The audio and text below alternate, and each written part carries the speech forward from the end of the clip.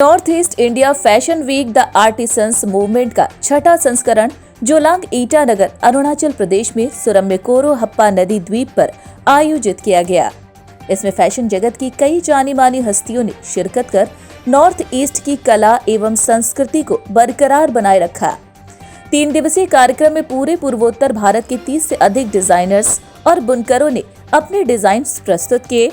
बता दें कि उद्घाटन समारोह में मुख्य अतिथि के रूप में अरुणाचल प्रदेश के मुख्यमंत्री पेमा खांडू, विशिष्ट अतिथि के रूप में स्पीकर पीडी सोना, त्रिपुरा के मंत्री विकास देव वर्मा, तेची कासो विधायक और मुख्य संरक्षक NEIFW 2023 और विधायक न्यामार करबाक शामिल हुए। महोत्सव की शुरुआत दिरांग दजोंग के पारंपरिक नृत्य सिंघी छम के साथ हुई, जिसके बाद प्रदर्शनी स्टॉलों की भी शुरुआत की गई। डिजाइनर्स और शुरुआती कार्यक्रम में सबको चकित कर दिया। वहीं दिव्यांगजन बुनकर डिजाइनर GIAT की गैलो जनजाति की बुनाई की प्रतिभा से सब हतप्रभ रह गए। इसके साथ ही रात में मणिपुर के पारंपरिक पहनावे, त्रिपुरा की बुनाई और लोक संगीतकार गुरु रेबेन मशागवा के लाइव प्रदर्शन के साथ पूर्वोत्तर भारत की समृद्ध विविधता का प्रदर्शन किया गया। दूसरे दिन शीर्ष डिजाइनर्स की प्रस्तुति देखी गई, जिनमें से प्रत्येक ने पूर्वोत्तर शिल्पकला का कौशल में अपने योगदान को प्रदर्शित किया।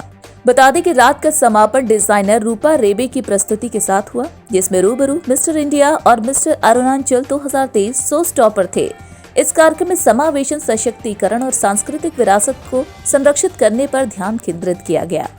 North east India fashion week के छठे संस्करण के बारे में बोलते हुए वन अरुणाचल के अध्यक्ष जोरम टैट ने कहा, north east India fashion week the artisans movement के माध्यम से हम कारीगरों के रोल मॉडल की पहचान करने, कारीगर समुदाय के भीतर आत्मसम्मान बढ़ाने, वकालत करने का प्रयास करते हैं।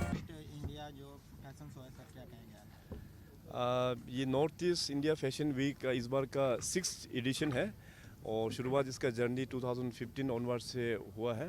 सो ये एक प्लेटफॉर्म है हमारे नॉर्थ ईस्ट के जितने भी जो टेक्सटाइल, हैंडीक्राफ्ट और हैंडलूम्स के अलग अलग कम्युनिटीज़, अलग अलग ट्राइब्स के डिज़ाइंस को प्रमोट करने के लिए, क्योंकि north east itself is a very colourful region. यहाँ पे कुल मिला के 200 से भी अधिक जनजाति यहाँ पे बसी हुए हैं।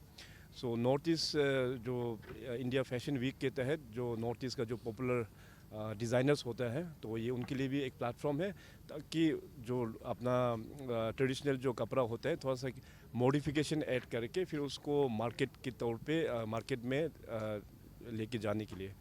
इस बार का जो नॉर्थ ईस्ट फैशन वीक जो हो रहा है, एक यूनिक ऑर्गेनाइजर्स लोग ने बहुत अच्छा काम किया है कि खास करके जो डिफरेंटली एबल्ड जो होता है उन लोगों को भी एक प्लेटफॉर्म दिया है कि उनके भी इस तरह में डिफरेंटली एबल्ड लोगों में भी बहुत पैशन होता है डिज़ाइंस को लेके, तो उनको भी एक अपॉर्चुनिटी दिया है कि अपना अपना डिज़ाइंस को शोकेस करने के लिए। आज फर्स्ट डे का शो पूरा उन लोगों का ही शो था और I must appreciate the hardship taken by them. सरकार की तरफ से किस तरीके से बढ़ावा दिया जाएगा? सरकार की ओर से अभी जैसे नॉर्थ ईस्ट फैशन वीक का जैसे मैंने कहा कि 2015 से ही ऑर्गेनाइज हो रहा है, तो ये एक रोटेशन बेसिस में हो रहा है, कभी अरुणाचल में तो कभी दूसरा इस राज्य में नॉर्थ ईस्ट में।